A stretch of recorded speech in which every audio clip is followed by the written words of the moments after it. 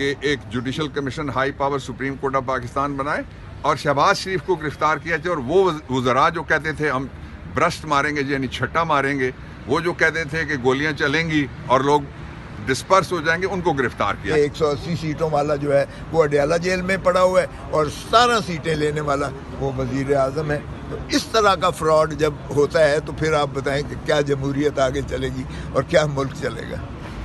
آئین ہی نہیں تو کون سی ترامیم، یہ تو حلوائی کی دکان ہے اور اس پہ وہ دادا جی کی خیرات کر رہے ہیں۔ عمل خان نے کہہ دیا ہے کہ ابھی بھی میرے پاس جو ہے وہ ایسا پتہ موجود ہے جو میں جس وقت چاہوں گا، تو یہ ویسے ہی پاکستان کا اس سے پہلے اس طرح کے دھڑن تختہ میں نے اپنی زندگی میں پچھلے 6 اشروں میں ہوتے ہوئے نہیں دیکھا۔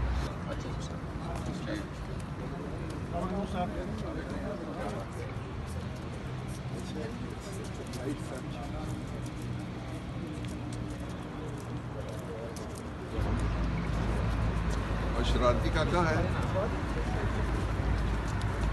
جی سر، کیا کہیں گے اس وقت 27ویں آئینی ترامیم کے حوالے سے کچھ کہا جا رہا ہے؟ آئین ہی نہیں تو کون سی ترامیم، یہ تو حلوائی کی دکان ہے اور اس پہ وہ دادا جی کی خیرات کر رہے ہیں، جو کہہ رہے ہیں استحکام ہے، صرف استحکام ان کے گھروں کے اندر ہے، باہر کوئی نہیں ہے۔ جو کہہ رہے ہیں امن و امان ہے، ان کی حویلیوں میں اور سرکاری دفتروں میں، ان کے سرکاری دفتروں میں امن و امان ہے۔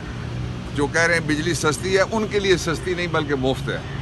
جو کہہ رہے ہیں لوگوں کو گاڑیاں سڑک پہ اتنی زیادہ اور اتنے موٹر بائک ہیں، وہ کبھی کسی پیٹرول پمپ پہ نہیں گئے۔ پاکستان کا اس سے پہلے اس طرح کے دھڑن تختہ میں نے اپنی زندگی میں پچھلے 6 اشروں میں ہوتے ہوئے نہیں دیکھا۔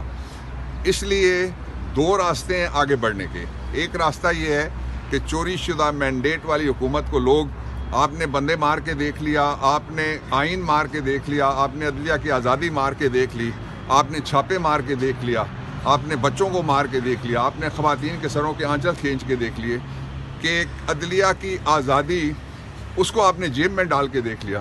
جو پبلک ہے وہ ساری دنیا میں، یہ شعور کی لہر صرف پاکستان میں اکیلے نہیں ہے، ساری دنیا میں۔ آپ دیکھیں کس طرح سے جو ساؤتھ کوریا میں مارشل لا لگا تھا، اس کے منہ پہ لوگوں نے جوتا مارا، پارلیمنٹ وہاں پہ کھڑی ہوگی۔ جہاں اگر کوئی اصلی پارلیمنٹ ہوگی تو پبلک تگڑی ہوگی، اس کو ریلیف ملے گا۔ پچھلے 4 سال میں جتنی تکلیف اس حکومت نے دی ہے، وہ تکلیف اگر یہ ان کے پاس 100 سال ہوتے ریلیف دیتے رہتے، اتنی تکلیف کوئی اور نہیں دے سکتا تھا جتنی انہوں نے دی ہے۔ اس لیے میں فوری طور پہ مطالبہ کرتا ہوں کہ ایک judicial commission high power supreme court of Pakistan بنائے اور شہباز شریف کو گرفتار کیا جائے، اور وہ وزراء جو کہتے تھے ہم برسٹ ماریں گے یعنی چھٹا ماریں گے، وہ جو کہتے تھے کہ گولیاں چلیں گی اور لوگ ڈسپرس ہو جائیں گے، ان کو گرفتار کیا جائے۔ اچھا، وزیر اعلیٰ علی امین گنڈا پور نے کارکنان کے حوالے سے معافی کے لیے شہباز شریف کو خط لکھ دیا ہے۔ ایک طرف تو شہباز شریف کو آپ کہتے ہیں گرفتار ہونا چاہیے، دوسری طرف وہ ورکر کی معافی کا جو خط لکھ رہے ہیں وزیر اعظم کو۔ خط تم نے دیکھا؟ شہباز شریف جی تم منے گا پورے پاکستانی کلا، باقی نہیں منتے، اور کوڑے ہیں ماں کوڑے، شاہجہانی کوڑے، خاندانی کوڑے۔ وہ کال دینے کا اشارہ دے دیا ہے، خبر یہ گردش کر رہی ہے کہ علی امین گنڈا پور کو کہا ہے کہ دوبارہ آپ ریڈی ہو، ڈی چوک آئیں۔